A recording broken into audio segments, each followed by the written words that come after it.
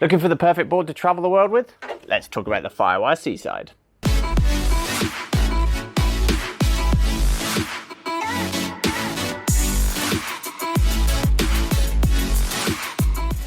Hey guys, Chris from Stoked Travel here, welcome back to the channel. Now before we get started, make sure you hit that subscribe button so you don't miss out on any video goodness. Now today we're going to chat through one of my favourite ever surfboards, the Firewire Seaside. We're going to talk about the good, the bad, how it handles in the surf, and of course what makes it an epic board for travelling. So yeah, let's get started. So one of the first things you're going to notice about the Firewire Seaside is that classic fish outline. In fact, it was one of the reasons I chose the Firewire Seaside. I was looking for a bit of a fish to get my hands on after testing my friend's fish out in Bali, but then I saw that this quad setup on this one, I love riding quad setups, so that's what really pushed me towards the Firewire Seaside. In terms of shape, you will notice that that rocker throughout the whole board is pretty flat, with a little tweak in the nose for that extra bit of performance, and of course it tapers down into the tail as well. That flat rocker makes it super forgiving for paddling into waves, and you will up your wave count for sure. In terms of volume, again, looking at that outline, you can quickly see that this front half of the board has plenty of foam in it, especially under the chest and towards the nose, which again is going to make it super easy to paddle into waves and really forgiving as well. I'm 6 foot and about 11.5 stone, and this 5'8" version is absolutely perfect for me. I could have probably pushed it to the 5'10" or even the 5'11" if I wanted a bit of extra length, but the 5'8" is great. It comes in about 35.4 litres, so there's plenty of foam packed in there, as you can see, but you also don't lose any performance as it tapers down real thin towards the tail, and also that nice little round nose flick as well. In terms of the bottom of the board, you've got some pretty hefty double concave running from about midway through the board right through the fins to the tail, which again channels that water through really nicely and really boosts the performance of the board, especially with the speed of the quad fin setup as well. So yeah, in terms of shape, it's going to be super forgiving for a huge range of people and also conditions.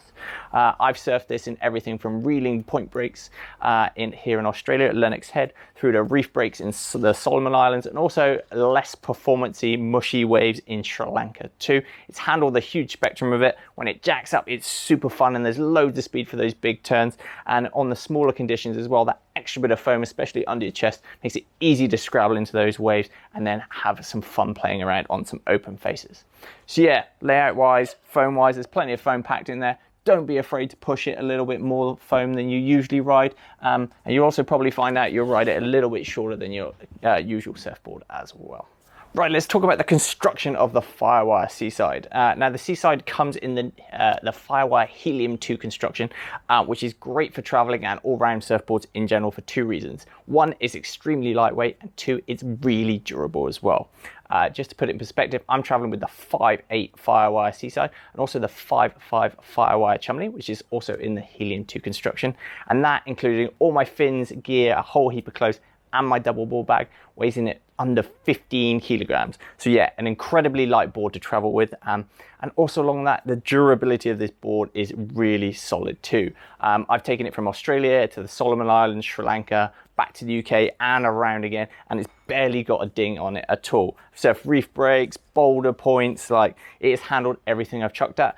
Barely a pressure ding on it at all. In fact, I de-waxed it the other day and there's barely a pressure ding there. So yeah, super strong, super lightweight. Helium 2 is great all-round construction for a perfect travel board.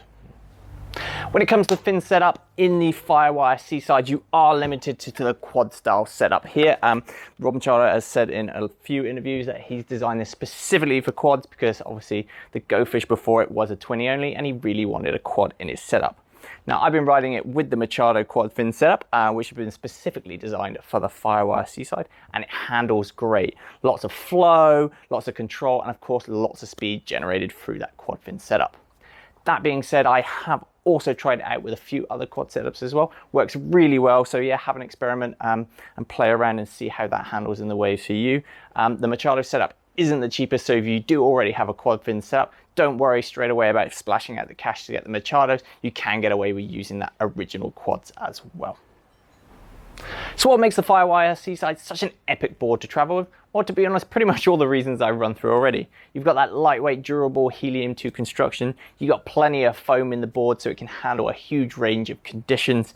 dead easy to paddle in with that flatter rocker, so you'll up your wave count, yet you'll keep all the speed with those channels through the tail and also that quad fin setup.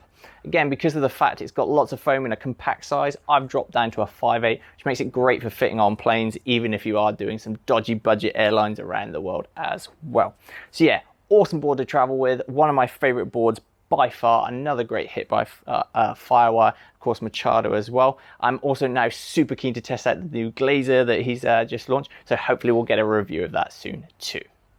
So yeah guys, that's my full review of the Firewire Seaside and why it's an awesome board for traveling. If you want to find out any more info about the Firewire Seaside, make sure you hit the links in the description below for my full written review, which includes all the rundown of the specs and also the volumes as well.